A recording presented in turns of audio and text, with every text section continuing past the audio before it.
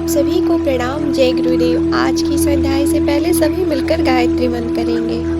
ओम भूर्भुवः स्वः तत्सवितुर्वरेण्यं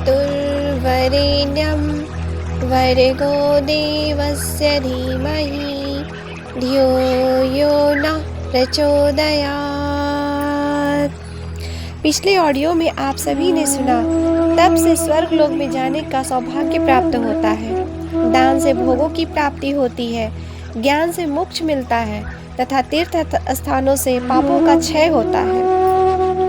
शरीर जल से और मन सत्य से शुद्ध होता है, आत्मा विद्या से एवं तप से शुद्ध होती है तथा बुद्धि ज्ञान से। आगे सुनेंगे। न केवल विद्या से और न ही केवल तपश्चर्या से पात्रता हुआ करती है।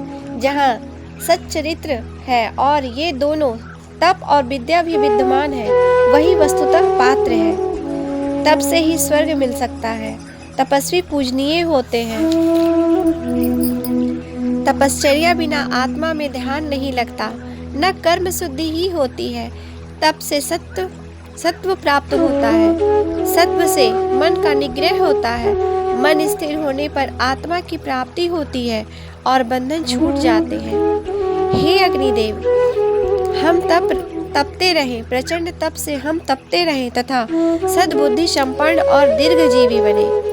हे देव, हम आपकी कृपा से तप करेंगे, तीव्र तप करेंगे, विद्वान और तपस्वी होकर हम जिएंगे। तप से उत्पन्न तपश्चर्या करते हुए ऋषियों की शरण में जाओ।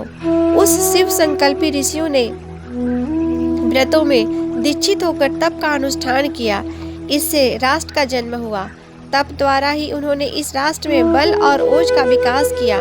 आइए तप द्वारा हम सब भी इस सामर्थ्य का संवर्धन करें। तपश्चर्या के वही रंग कलेवर का प्रयोजन समझ जाना आवश्यक है। मात्र तप के लिए तप नहीं किया जाता। वैसा होता तो यह शरीर उत्पीड़न की मूर्खता पात्र ही बन जाएगी। आत्मपीड़न एक अपराध ही है। लक्ष्य का ध्यान न रहे तो आत्मपीड़न ही कहे जाएंगे। वस्तुतः तप साधना के वही रंग उपचारों व्यायामों का लक्ष्य है। आदर्शवादी जीवन प्रक्रिया को सहज रीति से अपना सकने का अभ्यस्त बन जाना। नीति और न्याय से उपार्जित धन की मात्रा सीमित ही रहती है। आजीविका के निर्वाह के साथ ही उसी में तो सत्प्रयोजनों हेतु ही भी एक अंश निकालना होता है।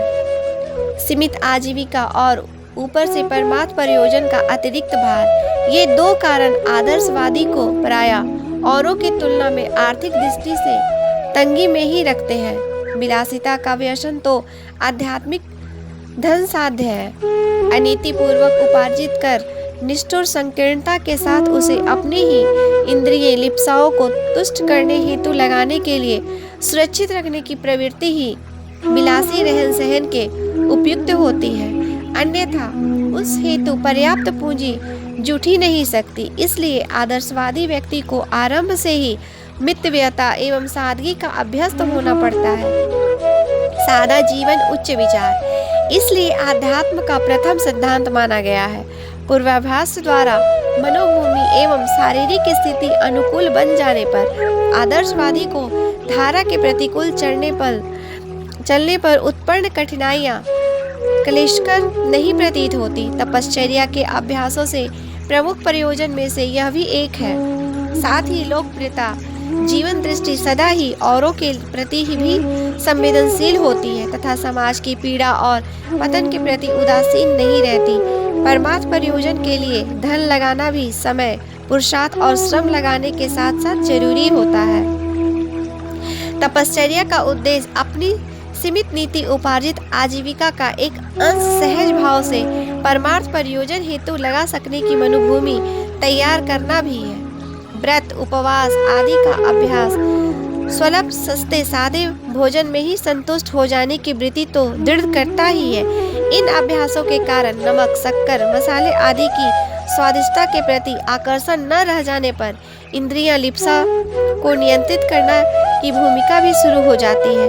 अस्वाद व्रत, ब्रह्मचर्य व्रत में सहायक है। ब्रह्मचर्य का तप साधनाओं में विशिष्ट स्थान है। राई रत्ती वासना का क्रमशः इतना विस्तार हो जाता है कि मनुष्य की संपूर्ण शक्ति उसी में व्यय हो जाती है, फिर भी तनिक भी संतोष प्राप्त नहीं हो पाता। कामुकता की प्रेरणा पत्नी ढूंढने की प्रेरणा बन जाती है। पत्नी बच्चे और परिवार का आधार बन जाती है। बच्चों के प्रति उत्तरदायित्व गर्दन तोड़ कर रख देता है। अपनी 100% शक्ति इसी जंजाल में झोंकते रहने पर भी संतोषजनक स्थिति की परिवार व्यवस्था जुट नहीं पाती और अंत में मनुष्य रोता कलपता इस संसार से एक गहरी विफलता की टीस मान लेकर विदा हो जाता है। आज के लिए यहीं तक। आप सभी को प्रणाम। जय गुरु।